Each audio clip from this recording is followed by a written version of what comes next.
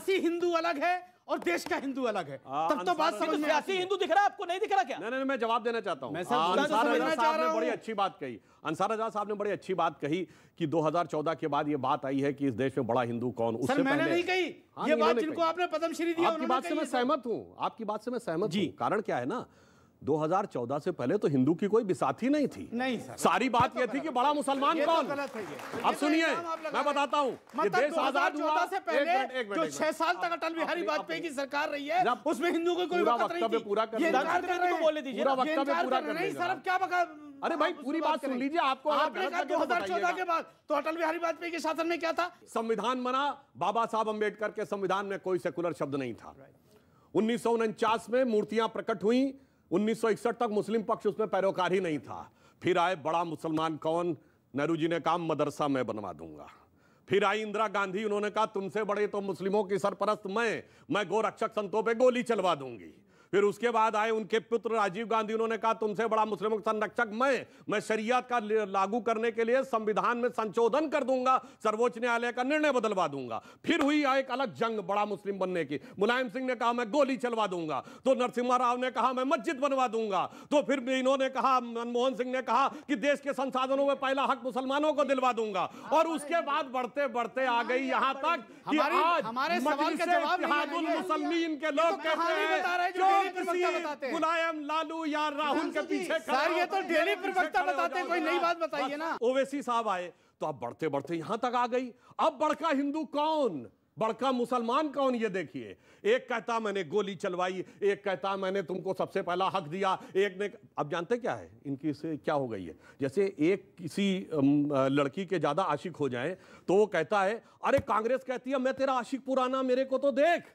फिर वो कहते हैं, मुलायम सिंह कहते हैं अरे मेरा कारनामा तो देख। और फिर वो वैसे कहते हैं मेरा खानदानी घराना तो देख।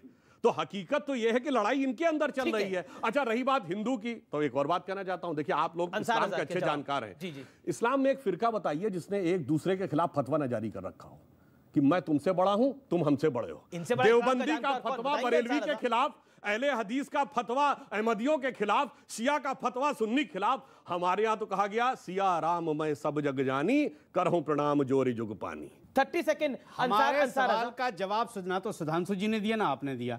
इन्होंने वो कहानी जो मुलायम सिंह और लालू यादव, नरसिम्हा राव, ये डेली प्रवक्ता बताते हैं, ये सब रटी हुई बातें डेली पब्लिक को पता है। और ये व्हाट्सएप यूनिवर्सिटी से भी आया है, इसको बता दूं। क्यों कार सेवकों पे गोली नहीं चली थी? आप कह रहे व्हाट्सएप यूनिवर्सिटी से? मुसलमानों का क्या कसूर है? कार सेवकों पर गोली नहीं चली थी? क्या कसूर है? किसी मुसलमान का नाम लिया? मुलायम सिंह यादव का नाम लिया? सर एक मिनट, क्या कार, देखिए कार सेवकों पे गोली चली थी नहीं चली? कार सेवकों पर जो गोली चली वो गलत था, लेकिन क्या मुसलमानों के कहने पर चलाई? क्या तो मुसलमान का नाम लिया था? ये तो कह रहे हैं मुसलमानों के सबसे बड़े अहमदी।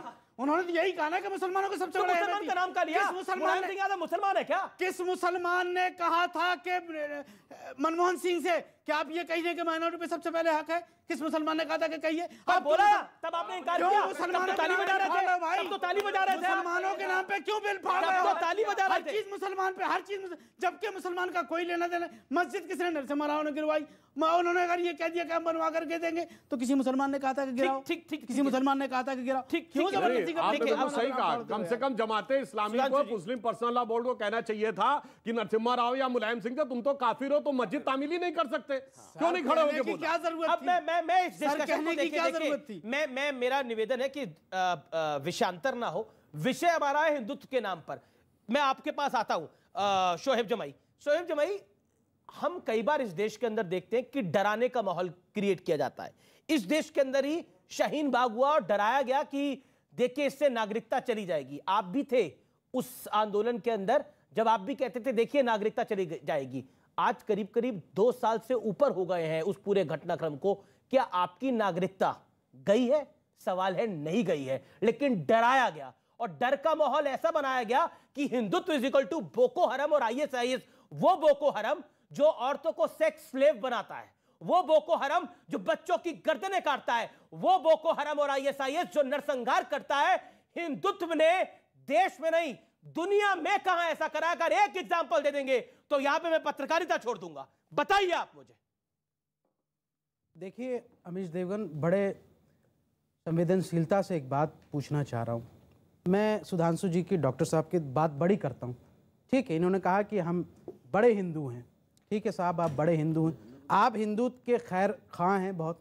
मुझे बस इतना बता दीजिए कि जब इस बड़े हिंदू के सरकार में आने के बाद कितने हिंदू बच्चों को नौकरी मिली, इसका डेटा ले आइए, और कितने हिंदुओं की नौकरी गई, कितने हिंदू कारोबारी आत्महत्या करने पे मजबूर हुए, और कितने हिंदू बच्चियों का रेप हुआ, कितने दलित बच्चियों का रेप हुआ, वो सारे आप आंकड़े रख दीजिए। अगर आप कहते हैं कि कांग्रेस सरकार के मुकाबले में आपके टाइम में हिंदुओं को ज्यादा नौकरी मिली, आपके टाइम में हिंदू बच्चियों का कम रेप हुआ, तो मैं मान लूंगा कि आप बड़े हिंदू हैं, वरना आपसे बड़ा हिंदुत्व का कोई दुश्मन नहीं। 1000 लोगों की नौकरी जाती है तो 990 हिंदुओं की नौकरी जाती है। आप मुझसे बोको हरम एक्सट्रीमिज्म की बात करें, यकीन मानिए अमीश भाई, बुरा मत मानिएगा, अगर एक्सट्रीमिज्म का मतलब कट्टरपंथ और कट्टरपंथ का मतलब एक्सट्रीमिस्ट है ना, तो मेरी नजर में तो कट्टरपंथी आप भी हैं, मेरी नजर में कम्युनल आप भी हैं, क्योंकि जो इस देश में हिंदू मुस्लिम की विभाजन कर करके लोगों की आम जन समस्याओं को दरकिनार करके बताइए, सुबह शाम बताइए,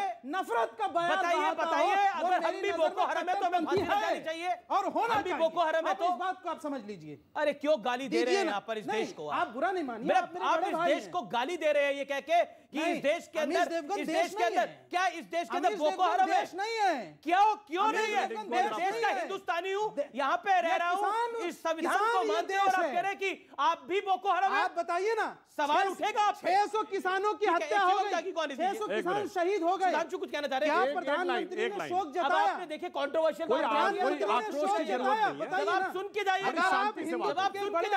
अरे भाई बड़ी शांति से बात करिए। तो आपने ये कहा, तो ये बताइए फिर ओवैसी तो कह रहे हैं कि सबसे ज्यादा इनकाउंटर और पकड़े मुसलमान जा रहे हैं, तो आप सही, ओवैसी सही। बोलिए ओवैसी गलत, बोलिए ओवैसी गलत। आप तो डॉक्टर हैं, हाँ जी बिल्कुल, ठीक है, ऑन्कोलॉजिस्ट हैं जी है। ये बताइए, कोरोना की वैक्सीन के लिए दुनिया मारामारी थी, ठीक है, कोरोना की वैक्सीन यहां किसने मारी? आधार पूना वाला। क्या है? माइनॉरिटी।